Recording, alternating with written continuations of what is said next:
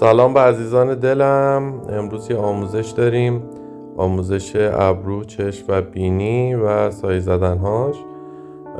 سرعت شما بردم بالا که سایز آپلودش کمتر بشه. شما میتونید با سرعت پایینتر نگاه بفرمایید تا جزئیات رو بهتر متوجه بشید. از پودر زغال استفاده کردم.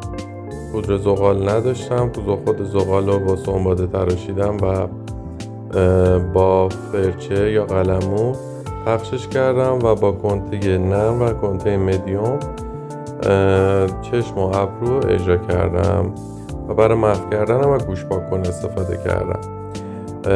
امیدوارم که براتون مفید باشه. اگر خوشتون اومد و دوست داشتین و علاقمند به این آموزش ها بودین، حتما سابسکرایب بفرمایید، لایک و شیر هم فراموش نشه. دوستتون دارم.